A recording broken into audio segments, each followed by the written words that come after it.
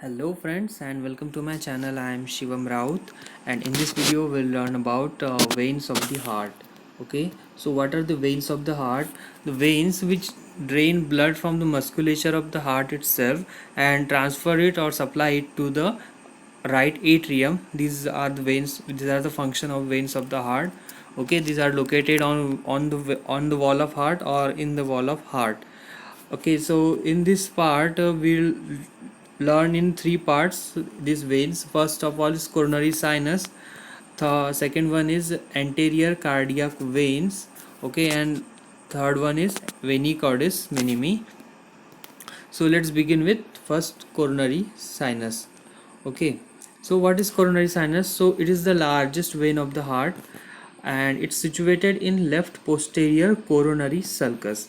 Coronary sinus is located in left posterior coronary sulcus. We can remember this like coronary sinus and coronary sulcus. Talking about its length, so it's 3 cm long and it opens in posterior wall of right atrium. We should remember this specifically as posterior wall. Okay, right atrium, all veins open in right atrium, it's obvious, but the coronary sinus especially it opens in posterior wall of right atrium. Now we have some veins which are tributaries of coronary sinus. So first of all we have great cardiac veins. So talking about great cardiac veins, it accompanies anterior interventricular artery and circumflex artery, and it enters in left end of coronary sulcus where it joins the coronary sulcus, where the great cardiac vein joins the coronary sulcus at its left end of coronary sulcus. In its course, it receives left marginal vein from left ventricle. It receives left marginal vein. So this is actually a theoretical part. We can look all this into diagram, but we in the end we have to all remember this as it is. So this was about great cardiac veins. It accompanies anterior interventricular artery and circumflex artery.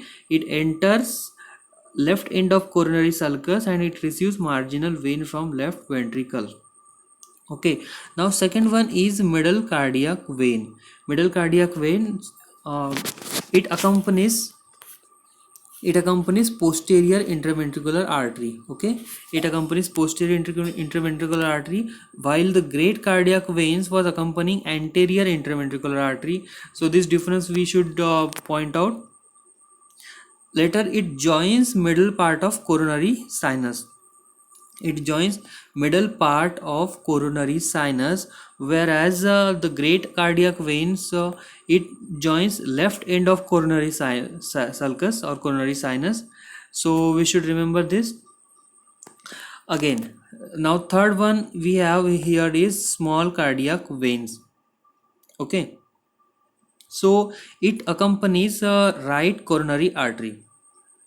It accompanies right coronary artery and it joins right end of coronary sinus. Okay, middle cardiac veins was joining middle part of coronary sinus, small cardiac veins right end of coronary sinus, while great cardiac veins was joining left end of coronary sinus. So we are going from left to right. Okay, first of all, on left this is great cardiac vein, in the middle cardiac vein, and on the right end small cardiac vein. So this should be easy to remember. Now it accompanies right coronary artery. Now fourth one we have here is posterior vein of left ventricle. So this is vein of musculature of left ventricle especially, and it runs on diaphragmatic surface of left ventricle. Where it runs on diaphragmatic surface of left ventricle. As the name suggests, left ventricle, so it should be easy to remember diaphragmatic surface of left ventricle.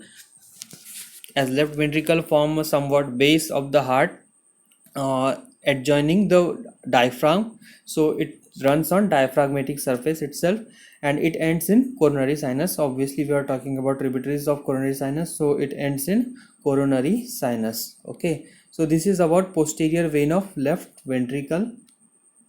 Now fifth one we have here is oblique vein of left atrium. So this vein runs on posterior surface of left atrium.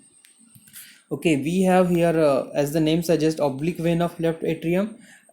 So obviously it runs on posterior surface of left atrium. It terminates on left end of coronary sinus. Now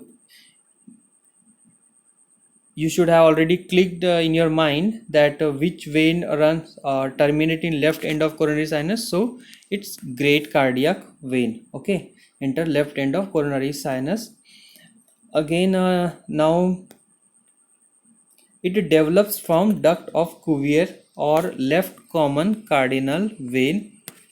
So this is embryology part, but it's given in textbook and we should remember this.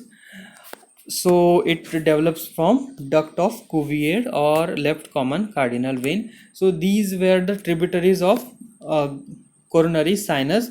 Now we have here anterior cardiac veins. Okay, we have anterior cardiac veins.